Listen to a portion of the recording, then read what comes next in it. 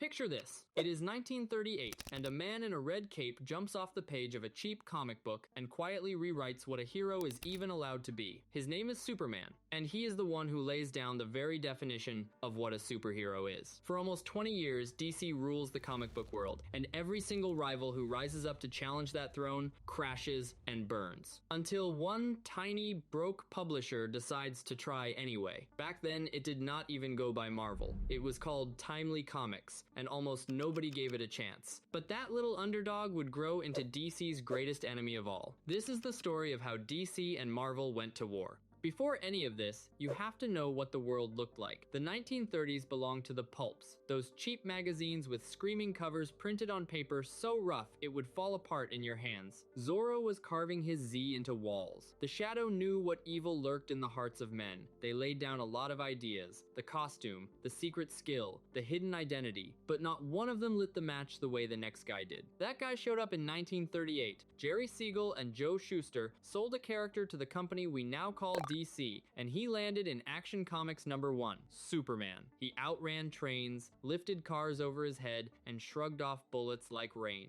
Nobody had ever seen anything close. The thing sold out almost instantly, and a brand new kind of story just appeared out of nowhere. The superhero was real now. After that, it was open season. Batman arrived in 1939, dreamed up by Bob Kane and Bill Finger, a guy with zero powers and nothing but money, grief, and an unhealthy amount of willpower. Wonder Woman followed in 1941.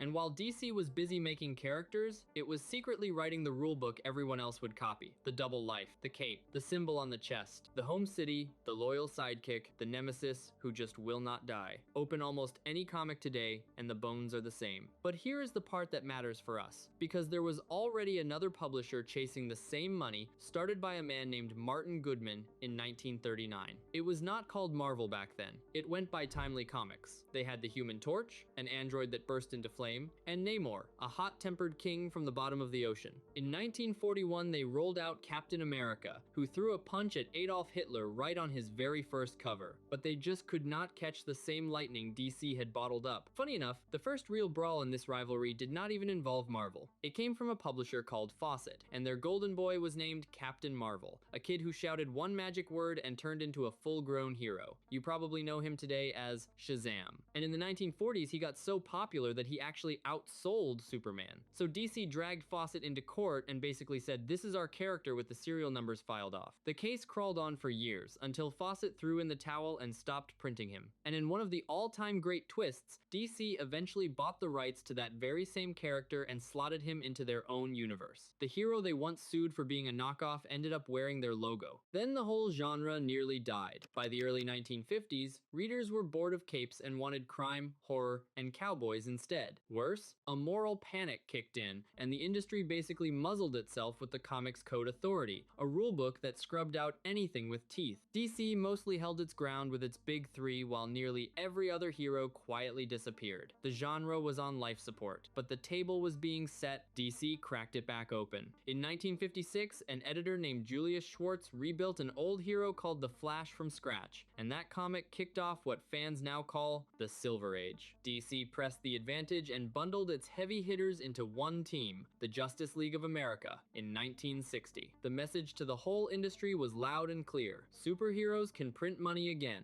And across town, somebody was paying very close attention. That Justice League is actually what lit the fuse on Marvel. Martin Goodman saw DC's team selling and told his editor to whip up one of their own. That editor was Stan Lee, and together with the great Jack Kirby, he built something that did not really exist before. In 1961, they dropped the Fantastic Four, and the trick was simple but genius. These heroes bickered. They worried about money. One of them was stuck inside a rocky orange body he absolutely hated. They felt like an actual family, the kind that loves each other and drives each other insane. Riding the wave, the company picked a new name. It became Marvel. And Stan Lee did one more thing that changed everything. He made it all connect. His heroes lived in the same New York, bumped into each other on rooftops, argued, teamed up, and held grudges across different titles. He filled the letter letters pages with jokes and nicknames, and treated readers like they were part of an inside club. For the first time, a comic universe felt less like a stack of separate stories and more like one giant living world you could not stop reading. DC had the icons, Marvel had the neighborhood, and the neighborhood felt alive. What came after that was one of the wildest creative runs in the history of storytelling. Spider-Man, a broke teenager juggling homework, heartbreak, and a sick aunt. The Hulk, a man at war with his own anger. The X-Men, mutants protecting a world that openly despised them. Then Thor, Iron Man, Doctor Strange, Daredevil, and the Avengers, one after another. DC built heroes you looked up to, gods standing a little above us. Marvel built heroes who felt like the guy stuck next to you on the bus. That one decision split the two universes down the middle, and honestly, it still does. This is where the rivalry gets really fun, because now the two were watching each other like hawks, and the same ideas kept bouncing back and forth. DC had the Justice League. Marvel fired back with the Avengers. In 1963, DC put out the Doom Patrol, a team of misfits the world rejected. And that exact same year, Marvel released the X-Men, a team of misfits the world rejected. The timing was so tight that fans are still arguing about who saw what first. And it did not stop there. DC had Aquaman ruling the seas. Marvel had Namor ruling the seas. DC had Green Arrow shooting trick arrows. Marvel had Hawkeye doing the same. But the most famous echo of them all started in 1970, when Jack Kirby, the artist who basically helped build Marvel, walked out and signed with DC. Over there, he created a cosmic tyrant named Darkseid, a dark god chasing total control over all life. A few years later, a young Marvel artist named Jim Starlin cooked up his own cosmic monster, a giant purple titan obsessed with death and power, Thanos. And Starlin himself has admitted an editor told him to make the guy look more like Darkseid. People have been pointing at the two of them ever since. Real quick, before we keep going, I just want to say something. I pour a ridiculous amount of work into these videos, and it honestly means everything to me when people stick around. If you are into this so far, tapping that like button and subscribing would genuinely make my day, and it helps the channel way more than you would think. Thank you. Seriously. Okay, back to the war. By the 1970s, the comics were growing up right alongside the kids who read them, and Marvel pushed harder than anyone.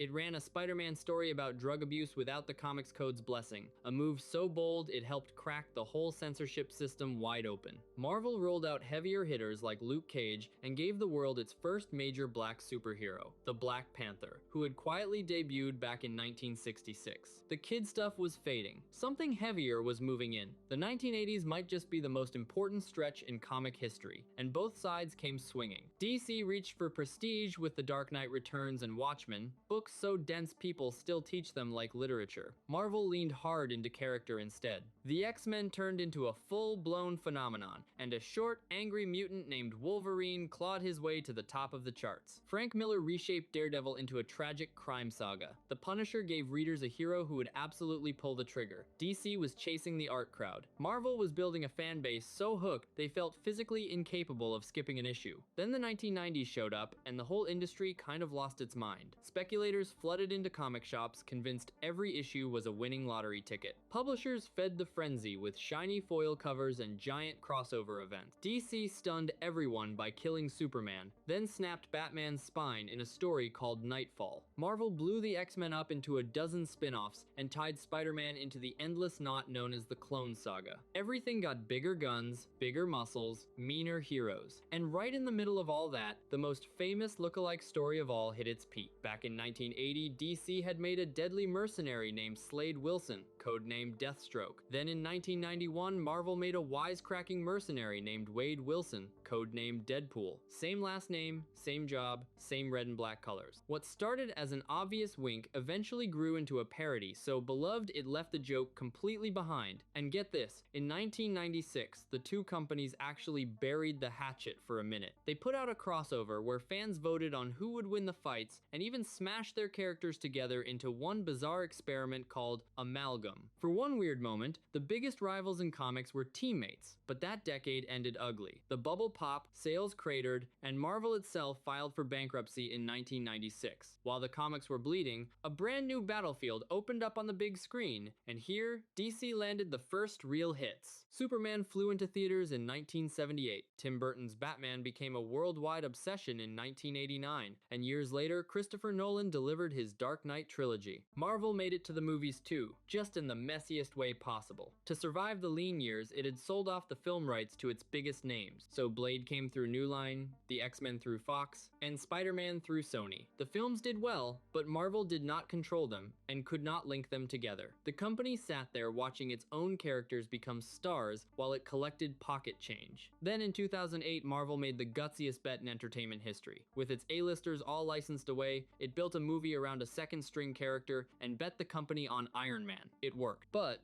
the real earthquake came after the credits when a guy in an eye patch strolled in and dropped the words Avengers Initiative. Marvel was not selling one film. It was selling a whole connected universe, the exact thing the comics had been doing for 50 years. In 2009, Disney bought Marvel for $4 billion and the machine went into overdrive. The Avengers cleared $1 billion in 2012. Marvel had taken comic book continuity and turned it into a global empire, and in 2016 it pulled off something fans had begged for but never thought possible. Marvel struck a deal with Sony to bring Spider-Man, its single most popular character, back home into the cinematic universe, swinging right into the middle of a Captain America film. The hero it had sold off just to survive was finally fighting beside the Avengers. It was the kind of moment that summed up the whole Marvel playbook: patience, planning, and giving the fans exactly what they had been dreaming about. DC scrambled to copy that magic and never quite caught it. It kicked off in 2013 with Man of Steel, scored real wins with Wonder Woman and Aquaman,